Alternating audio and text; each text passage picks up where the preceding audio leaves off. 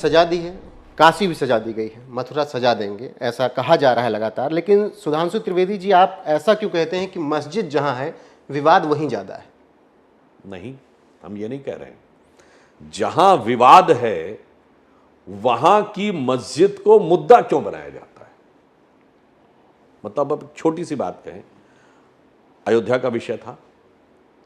अब बड़ी सिंपल सी बात याद करिए, ये जब 1949 22 और 23 दिसंबर की रात वहाँ पे रामलला प्रकट हुए, मूर्तियाँ स्थापित हुई और उसके बाद वहाँ पर पूजा पाठ प्रारंभ हुआ। आपको पता है कि मुस्लिम पक्ष उसमें पैरोकारी नहीं था, पार्टी नहीं था, दोनों हिंदू पक्षों के बीच में था, निर्मोही अखाड़ा और रामलला विराजमान के बीच में।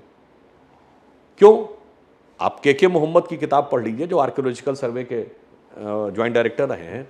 उन्होंने लिखा है कि मुस्लिम समाज के बड़े तबके का यह मानना था कि हमें इसको मुद्दा नहीं बनाना चाहिए, हमें अयोध्या में राम जन्मभूमि के विषय को मुद्दा नहीं बनाना चाहिए, हिंदुओं को छोड़ देना चाहिए। इसलिए आपको पता, अगर कोई टाइटल सूट हो यानी कोई संपत्ति के विवाद का मामला हो, तो उसमें नियम यह कहता है कि यदि 12 वर्ष तक आपने दावा नहीं किया, यदि 12 वर्ष की अवधि निकल गई तो आपका दावा समाप्त हो जाता है। 12 वर्ष की अवधि पूरी होने में 11 दिन रह गए थे, तब दिसंबर 1961 में मुस्लिम इसमें पक्षकार बने जाए।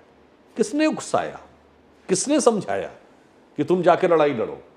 तो उस मस्जिद को जिद का सवाल बनाने का काम जिन्होंने किया, वामपंथियों ने किया। उसके बाद मैं ये वो विषय बता रहा हूं जब राम जन्मभूमि आंदोलन शुरू होने से बहुत पहले की बात। 1976 में ये के मोहम्मद साहब ने लिखा है, जो एक रूटीन एक्सकेवेशन होते हैं, यानी आर्कियोलॉजिकल सर्वे ऑफ इंडिया का जो खुदाई होती है इतिहास की जानकारी के लिए, उस रूटीन खुदाई में नीचे खंभे निकलने लगे अयोध्या में।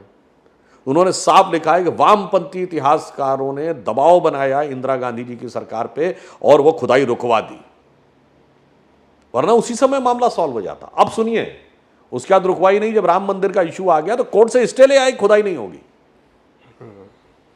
मगर उनका दुर्भाग्य या भारत का भाग्य कि रडार मैपिंग की टेक्नोलॉजी आ गई।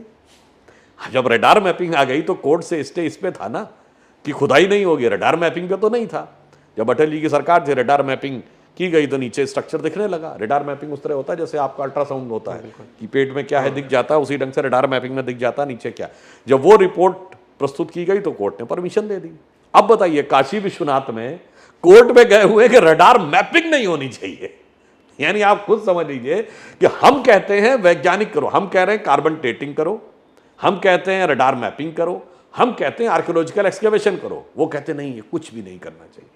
अच्छा, अब ये बताइए, काशी विश्वनाथ का विषय है, मैं एक कॉमन सेंस से किसी भी मुस्लिम समाज के व्यक्ति से भी पूछता हूं, पूरा शहर काशी, हिंदुओं की सांस्कृतिक राजधानी, पूरे शहर का character typical religious devout Hindu, उस मोहल्ले का character pure religious devout Hindu.